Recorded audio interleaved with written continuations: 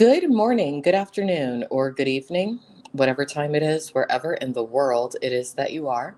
Welcome once more to another live stream of Alexandra Mayer's Live. I actually had the wrong banner going by. I had the banner going for my other project. But today we're going to go ahead and get into chapter 8 of the book of Numbers for my reading and commentary of the modern English version of the Bible. It's been a couple of days since I've done it, but I woke up this morning. I was feeling really good, and I felt like, hey, let me start my Sunday off right by doing a little bit of Bible study. So here we go. The book of Numbers, chapter 8. The 7 lamps. And the Lord spoke to Moses, saying, Speak to Aaron and say to him, When you set up the lamps, the 7 lamps will give light before the lampstand. Aaron did so. He, he lit the lamps before the lampstand as the Lord commanded Moses. And this was the work of the lampstand: hammered gold to its shaft, to its flowers was beaten work, according to the pattern which the Lord had shown Moses. So he made the lampstand. Last night I was watching a history documentary in regards to certain nations in Africa still actually having some of these biblical relics from the tent of meeting. And a lot of European scholars, they're like, well, do they really have the relics, or maybe they're replicas? I mean, truthfully, it wouldn't matter that much, being that the Bible gave such specific instructions as to the dimensions of these items, how they should be constructed, how they should be utilized. I mean, today, if somebody had, I suppose, a very technical version of the book of Numbers, the book of Genesis, the book of Exodus, Leviticus, even, you could construct some of these items just because the Bible was very technical as far as how things like the Ark of the Covenant were actually put together. All right, let's continue. Consecrating the Levites. The Lord spoke to Moses, saying, oh, did I? Yeah, I read the whole thing.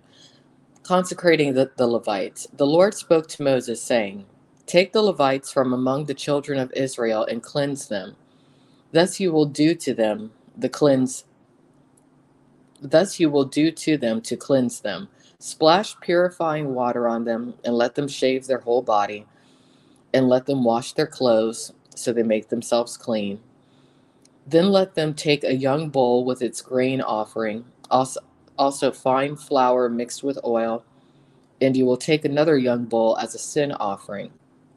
You will bring the Levites before the tent of meeting, and you will gather the whole assembly of the children of Israel together. And you will bring the Levites before the Lord, and the children of Israel will put their hands on the Levites. Aaron will offer the Levites before the Lord as a wave offering of the children of Israel, and they may do the service of the Lord.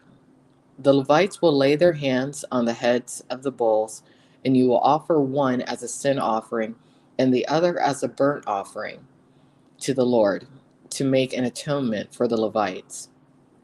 You will set the Levites before Aaron and before his sons, and offer them as a wave offering to the Lord. Thus you will separate the Levites from among the children of Israel, and the Levites will be mine. And afterwards the Levites will go in to do the service of the tent of meeting, and you will cleanse them and offer them as a wave offering. For they are completely set aside for me by the children of Israel. Instead of all who open the womb, instead of the firstborn of all the children of Israel, I have taken them for myself. For all the firstborn of the children of Israel are mine, both man and animal. On the day that I struck every firstborn in the land of Egypt, I sanctified them for myself. I have taken the Levites instead of all the firstborn of the children of Israel. That's an interesting compromise.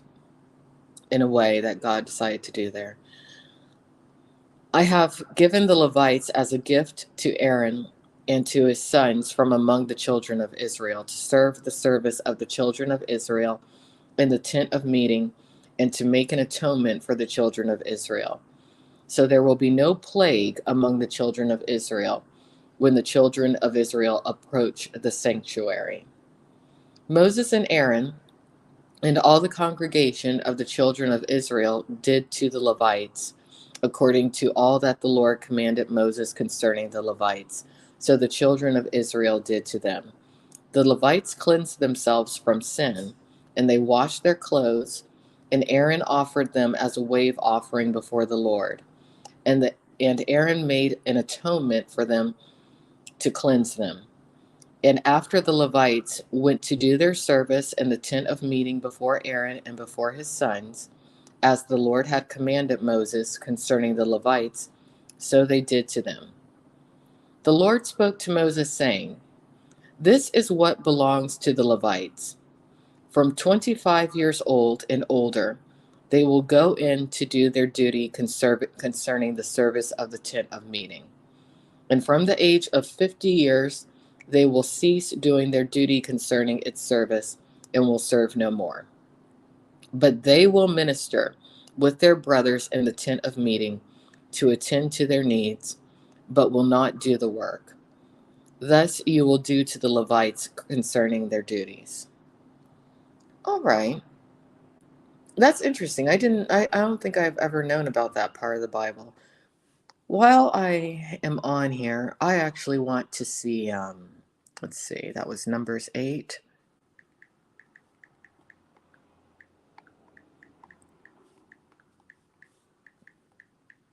I want to see what someone else has to say about that. All right, so that's interesting how that one group, the Levites, that is really who, the Levites are who were just designated to, mandatory wise, work in and around that temple of meeting. I wonder why that particular group. Oh, I want to see if there's a reason that anyone's written about that. Why the Levites? Why not anyone else?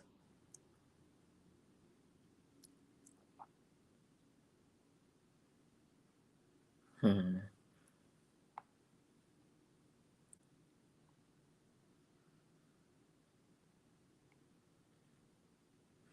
It's interesting to me that often it's referenced to what God did to the firstborns of the people of Egypt.